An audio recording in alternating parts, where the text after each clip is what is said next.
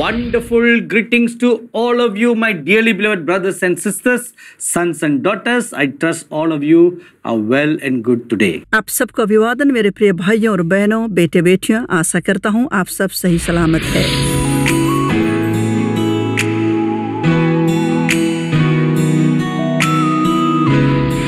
As I'm speaking this, I remember an incident that happened in my life many years ago.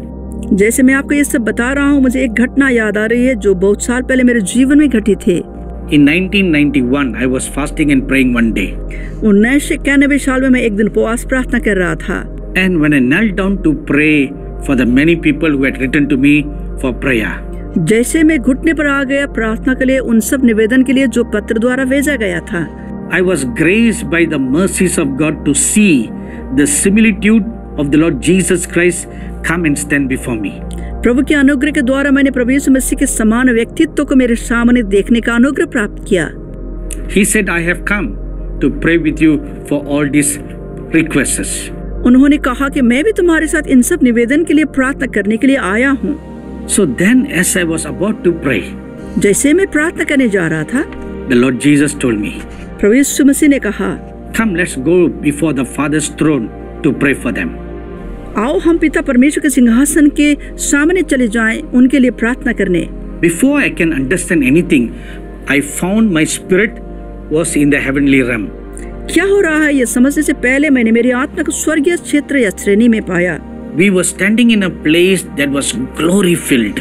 हम ऐसे स्थान पर खड़े थे जो महिमा से भरपूर था। And about 20 to 30 feet away from us, I saw a huge ark of the covenant. और हमसे 20 या 30 फीट की दूरी पर मैंने एक बहुत बड़ा वाचा के संदूक को देखा। It was completely golden. ये पूरा स्वर्ण रंग का था।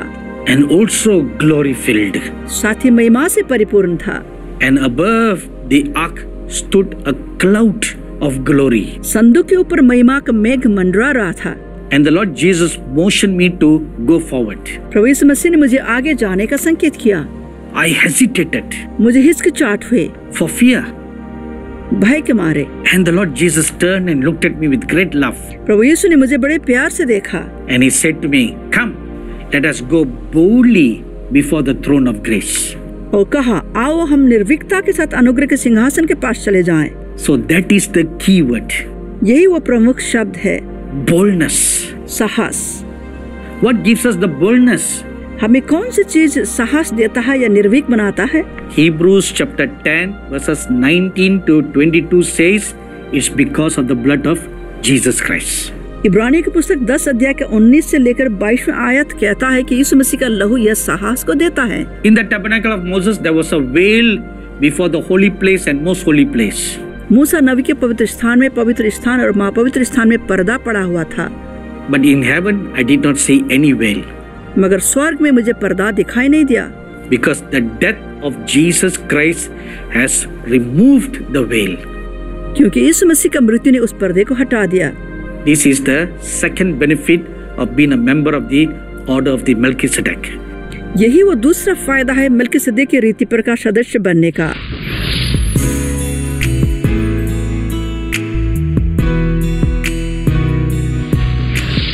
We are going to study on the order of the Melchizedek today. आज हम मल्कीसदेक की रीति पर का अध्ययन जारी रखते हैं। As we have been studying about the benefits of being a kingly priest in the order of Melchizedek. जैसे हम ये अध्ययन कर रहे हैं कि मल्कीसदेक की रीति पर एक राजसी याजक होने का क्या-क्या लाभ है। We also need to know how to appropriate the duties so that we can receive the benefits. हमें यह भी सीखना होगा कि उत्तरदायित्व कैसे निभाया जा सकता है ताकि यह लाभ को हम हासिल कर सके। In this lesson, I'm going to share with you a mystery that is contained in the Ark of the Covenant. इस सत्र में मैं वाचा के संदूक के गहरे रहस्य को आपको बताना चाहूँगा। You know, when the Lord God asked the prophet Moses to build the tabernacle. क्या आप जानते हैं जब यहोवा परमेश्वर ने मूसा नबी से पवित्र स्थान का निर्माण करने को कहा? He was given explicit instructions how the tabernacle should be built. उन्हें पूर्ण विवरण दिया गया था कि कैसे इसका निर्माण करना है। And also what kind of furniture that should be constructed and where they should be placed. और किस तरह के सामग्री को बनाना है, सामानों को बनाना है और कहाँ-कहाँ रखना है. And the tabernacle is divided into 3 sections. पवित्र स्थान 3 भागों में विभाजित किया गया था. And the first section is called the outer court. पहला भाग को बाहरी आंगन कहा जाता था. And there are 2 furniture in the outer court. बाहरी आंगन में 2 सामग्री रखे गए थे. The first is called the altar of burnt sacrifice. पहला सामान को होम बलि की वेदी कहा जाता है. And the second is called the laver of washing. दूसरा है हाथ पांव धोने के लिए पानी की हौदी. And the second section is called the holy place. दूसरा क्षेत्र को पवित्र स्थान कहा जाता है. And there are 3 furnitures in it. वहाँ पर 3 सामग्री या सामान होते थे. On the left side is the lampstand. बाएं ओर दीवट रखा जाता था. And on the right side is the table of showbread. दायां और भेंट की रोटी का मेज था. And in the center but right to the north is the altar of incense. और बीच में उत्तरी दिशा की ओर धूप की वेदी थी. And then the third section is called the most holy place. तीसरा क्षेत्र था जिसे महापवित्र स्थान कहा जाता था. And there is only 1 furniture there. वहाँ पर सिर्फ एक ही सामग्री हुआ करता था. And it is called the Ark of the Covenant. जिसे वाचा के संदूक कहा जाता है. Now you may wonder why there's only 1 furniture. आप सोच रहे होंगे कि क्यों वहाँ पर सिर्फ एक ही सामान है. In a little while you will understand why there's only 1 furniture. कुछ देर बाद आप समझ पाएंगे कि वहाँ पर सिर्फ एक ही सामान क्यों था. Now let's focus on the Ark of the Covenant. आइए अब हम वाचा के संदूक पर ध्यान दें. The Ark of the Covenant consists of 2 parts. वाचा के संदूक का 2 भाग है. One is a chest box and the other is a cover that sits on the chest box. एक है संदूक का निचला भाग, दूसरा है संदूक का ऊपरी हिस्सा या ढकने का भाग. The chest box is hollow so that some things can be put in it. जो संदूक था वो अंदर खाली था ताकि कुछ चीज अंदर में रख सके. And the cover that sits on the chest box is called the mercy seat. और वो प्रायश्चित वाले ढकने जो संदूक के ऊपर रहता है उसे कृपा आसन भी कहते हैं. And on the 2 ends of the mercy seat are little figurines of the cherubim. उस प्रायश्चित के ढकने के दोनों सिरों पर एक करूब बनाए गए. So this is the basic understanding you need first. यही वो आधार है सबसे पहले जो आपको समझना चाहिए. Now what does the chest box of the Ark of the Covenant represents? अब वाचा के संदूक का वो संदूक किस बात का प्रतीक है? It represents the throne of God. यह परमेश्वर के सिंहासन का प्रतीक है या परमेश्वर के सिंहासन को दर्शाता है. So now you understand why there is only 1 furniture in the most holy place. अब आपको शायद पता चल गया होगा कि पवित्र स्थान में क्यों एक ही सामग्री है. Even if you had seen any pictures of a king's palace, अगर आपने राजा के महल के कोई चित्र देखा हो, the king's throne is always by itself on an elevated position. राजा के सिंहासन सबसे ऊंचे स्थान पर रखा जाता है. Other ministers in the cabinet, they don't sit on the same platform like the king. राजा के सिंहासन की ऊंचाइयों पर अन्य सभासद या मंत्रियों की कुर्सी कभी भी नहीं रखी जाती है. So that's how the Ark of the Covenant is. वाचा का संदूक इसी तरह रखा गया था. So in the chest box there were 3 things. वाचा के संदूक में 3 चीजें थी. Firstly, there were 2 stone tablets depicting the 10 commandments written with the finger of God. पहला, वहाँ पर पत्थर की 2 पट्टियां थी जहाँ पर परमेश्वर के हाथों द्वारा 10 आज्ञा लिखे गए थे. And secondly, there was a pot of manna. दूसरा था मन्ना से भरी हुई एक मर्तबान. And I'm sure you know what the manna is. मैं जानता हूँ आप समझ सकते हैं कि मन्ना क्या है. It is the food that God sent down from heaven for the children of Israel to eat during their sojourn in the wilderness. यह उस खाद्यान्न था जो यहोवा परमेश्वर ने इजरायलियों को उजाड़ स्थान के यात्रा के दौरान खाने को दिया था. And the third thing that was kept in the chest box is a rod. तीसरी बात है जो उस संदूक में रखा गया था वो है लाठी. So why these 3 things are kept in the chest box? क्यों ये तीनों चीज संदूक में रखा गया? What is their spiritual significance? इन सब का आत्मिक महत्व क्या है? Are you ready to write down? क्या आप लिखने के लिए तैयार हैं? Firstly, the 10 commandments represents the law of the king. पहला 10 आज्ञा महाराजा के कानून का प्रतीक है। Secondly, the manna represents the spoken oracles of the king. दूसरा, मन्ना राजा द्वारा की गई आकाशवाणी या देववाणी है। And thirdly, the rod represents the authority of the king. तीसरा, छड़ी राजा के अधिकार को दर्शाता है। So why these three things represents things of the king?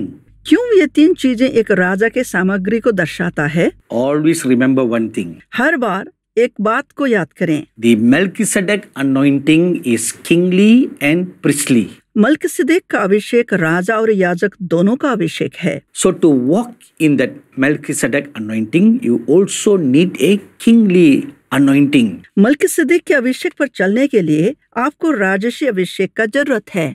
Now the second part of the Ark of the Covenant is the mercy seat. अब वाचा के संदूक का दूसरा भाग है प्रायश्चित के ढकने या कृपा आसन। The mercy seat is always covered with blood. यह ढकने हर समय लहू से भरा होता है। Once a year, the high priest is required to come before the Ark of the Covenant to make atonement for the children of Israel. साल में एक बार महायाजक को वाचा के संदूक के सामने आना होता था संपूर्ण इजरायली जातियों के लिए पाप का प्रायश्चित करने के लिए।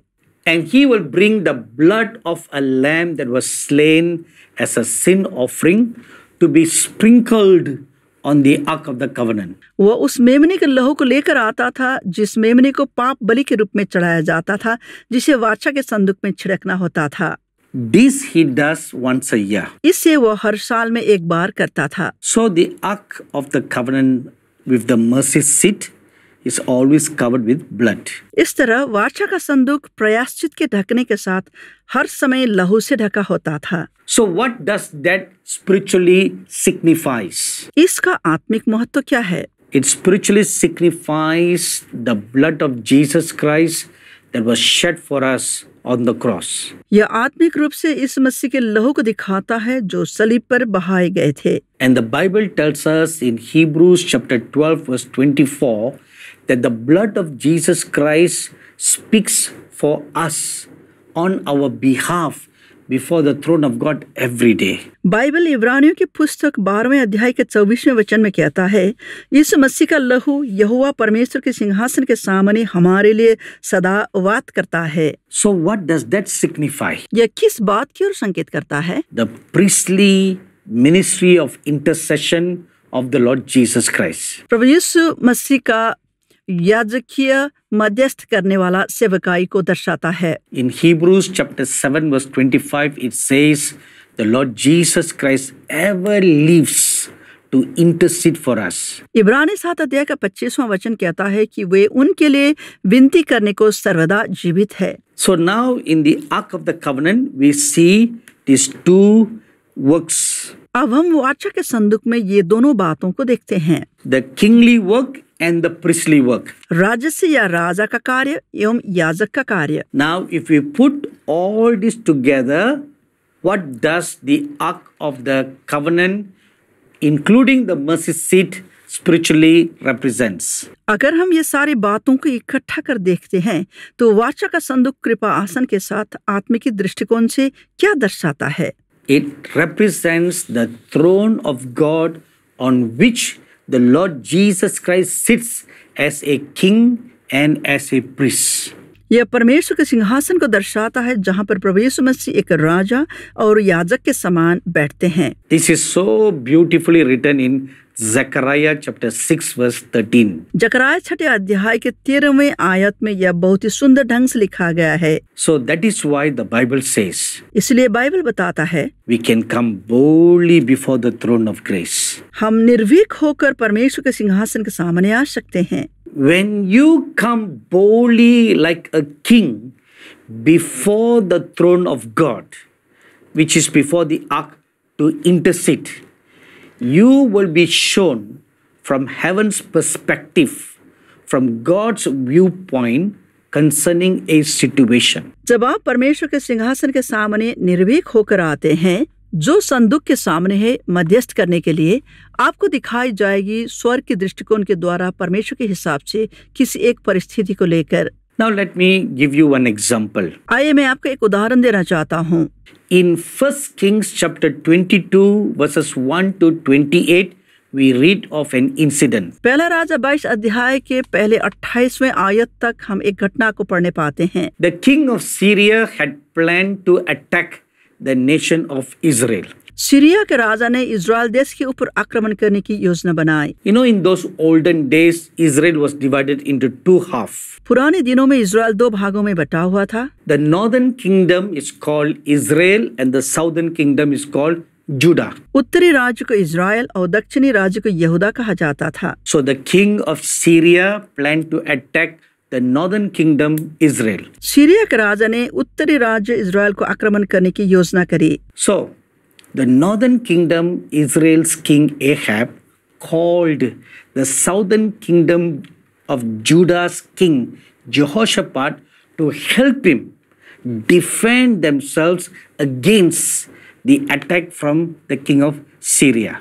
उत्तरी इज़राइल के राजा आहब ने दक्षिणी यहूदा के राजा यहोशापात को बुलाकर अपने राज्य को सीरिया के विरुद्ध लड़ने में सहायता करने का आग्रह किया। So the king of Judah agreed and he came to the northern kingdom. यहूदा के राजा ने इस निवेदन को स्वीकार कर ली और उत्तरी राज्य पर वे आ गए। So while these two kings were discussing about the war situation, जैसे ये दोनों राजा युद्ध की स्थिति पर बात कर रहे थे, the king of Judah, Jehoshaphat, asked King Ahab if there are prophets in the land whom we can ask them to pray and seek the mind and the will of God concerning the situation. यहूदा का राजा यहोशापात ने Israel का राजा Ahab से पूछा कि देश में कोई नबी है जिससे वे इस परिस्थिति के बारे में परमेश्वर की इच्छा के बारे में जान सकते हैं। So the king Ahab said, yes, of course, I have 400 prophets who can come and tell you the word of God. Raja Ahab ने कहा कि निश्चय ये ऐसा कर सकते हैं, मेरे पास 400 नबियां हैं जो परमेश्वर की इच्छा के बारे में हमें बताएंगे। But those 400 are not true prophets of God, but false prophets. मगर वो 400 नबियां सच्चे नहीं झूठे भविष्यवक्ता थे। So they prophesied all good things that the king will have victory in the war. उन्होंने अच्छे से भविष्यवाणी करी कि राजा को लड़ाई में विजय मिलने वाला है। When King Jehoshaphat heard that, he felt in his heart, this is not the right word from God. जैसे ही राजा यहोशापात ने सुना, उनको लगा कि ये तो परमेश्वर से आया हुआ सही भविष्यवाणी नहीं है। So he asked King Ahab, is there any true prophet in the land? उन्होंने राजा आहब से पूछा कि क्या यहाँ पर कोई सच्चा नबी है? So King Ahab said, yes, there is one prophet called Micaiah, and he was brought to the king's palace. Raja Ahab ने कहा कि हाँ, एक नबी है, उसका नाम मिकाया है और उसे वहां दरबार पर लाया गया। So Micaiah was asked, what is the will of God concerning this war situation? मिकाया नबी से पूछा गया कि इस युद्ध की स्थिति में परमेश्वर की क्या इच्छा है। And 1 Kings chapter 22 verses 19 to 23 tells us of a vision that Micaiah had seen. पहला राजा 22 अध्याय का 19 से लेकर 23 आयत तक कहता है, मिकाया नबी को एक दर्शन मिला। And when he was praying, his spirit was caught up to heaven and he stood in the council of God. जैसे वो प्रार्थना करने लगा, उनकी आत्मा उनसे निकलकर परमेश्वर के सभा में पहुंच गया। There he saw the Lord God discussing about the situation and knowing what is heaven's perspective about the situation. उसने वहां पर यहोवा परमेश्वर की उपस्थिति को देखा और इस युद्ध के बारे में स्वर्ग क्या कहता है उसे जानने को पाया। This is the blessings you will get when you calm yourselves before the throne of God. यही वो आशीष है जो आपको भी मिलेगी जब आप परमेश्वर के सिंहासन पर आएंगे। When you come boldly like a king before God's throne, you will be shown from heaven's perspective. जब आप निर्भीक होकर एक राजा के समान परमेश्वर के सिंहासन के सामने आएंगे, आपको स्वर्ग का दृष्टिकोण या विचार पता चल पाएगा। Let me give you one very real life situation. मैं आपको एक वास्तविक स्थिति के बारे में बताना चाहता हूँ।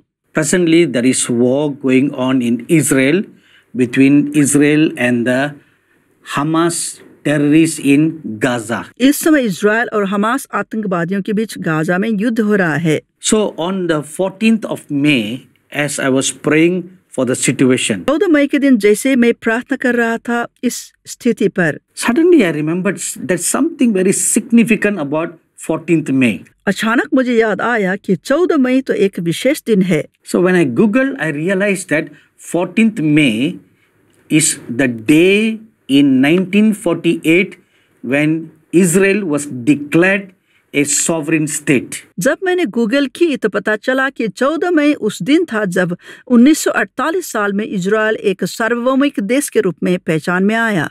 So I bent my knees and began to pray for the safety and protection of Israel. इसलिए घुटने में आते हुए मैंने इजराइल की सुरक्षा और शांति के लिए प्रार्थना करने लगा। As I was praying, my spiritual eyes were opened. जैसे मैं प्रार्थना कर रहा था मेरी आत्मिक आंखें खुल गई And I saw the temple in heaven. और मैंने स्वर्ग में परमेश्वर के मंदिर को देखा। It was filled with the glory, Shekinah of God. यह परमेश्वर के शेकाइना महिमा से भरा हुआ था। It was very glorious to behold. यह अत्यंत महिमामय दिखाई दे रहा था। And I saw many saints who were related to the nation of Israel gather in the temple to pray for the nation of Israel.